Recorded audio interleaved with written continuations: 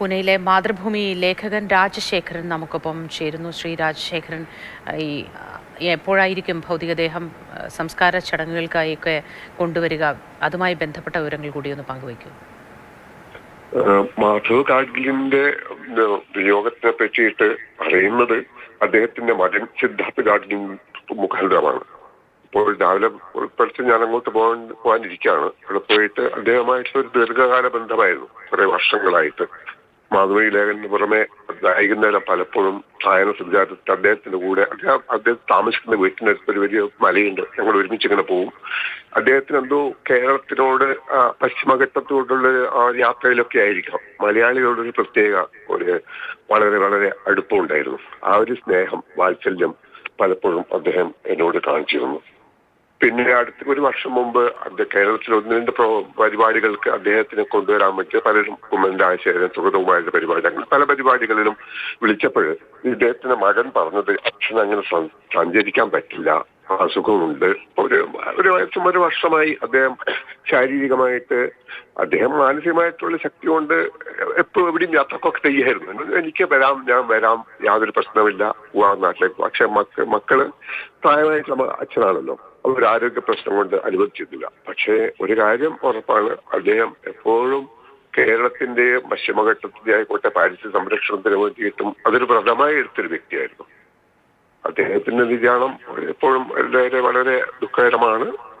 എപ്പോഴാണ് അന്ത്യകർമ്മങ്ങൾ പലരും വരാനിരിക്കുകയാണ്. പൂനെയിലെ പ്രഗത്ഭനായിട്ടുള്ള, പൂനെയിൽ മാത്രമല്ല ലോകമെമ്പാടും അറിയപ്പെടുന്ന ഒരു വ്യക്തി എന്ന നിലക്ക് പലരും വന്ന് കാണാനുണ്ട്. അന്ത്യോപചാരം അർപ്പിക്കാൻ വരുന്ന കാരണം കൊണ്ട് കുറച്ച് വൈകാനാണ് സാധ്യത, അറിയില്ല. ഇപ്പൊ രാവിലെ പെട്ടെന്നുള്ളൊരു എന്താ പറയണ്ട ഒരു ഷോക്ക് അടിച്ച മാതിരിയാണ് മാധവജി.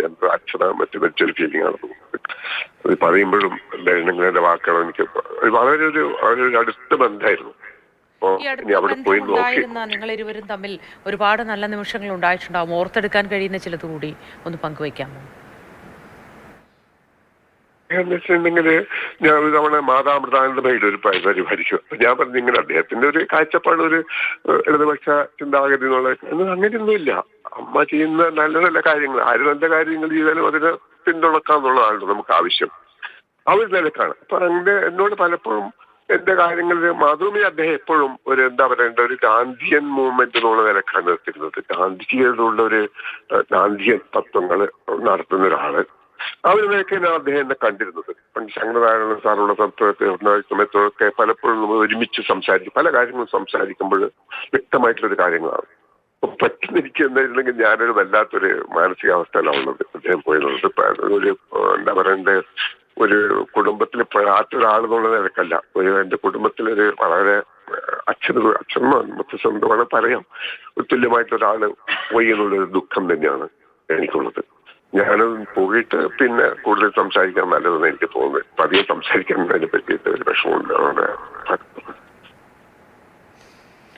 വളരെ നല്ല ഓർമ്മകൾ ഒരു വലിയ സൗഹൃദത്തിൽ നമുക്ക് പങ്കുവയ്ക്കാനുണ്ടാവും. അതിൽ ചിലതാണ് താങ്കൾ പരിചയപ്പെടുത്തിയത്.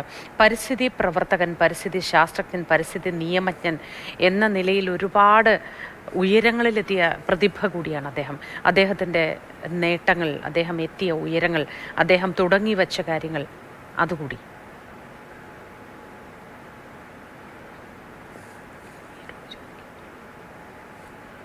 വളരെ നന്ദി ശ്രീ രാജശേഖരൻ ഒപ്പം ചേർന്നതിന്.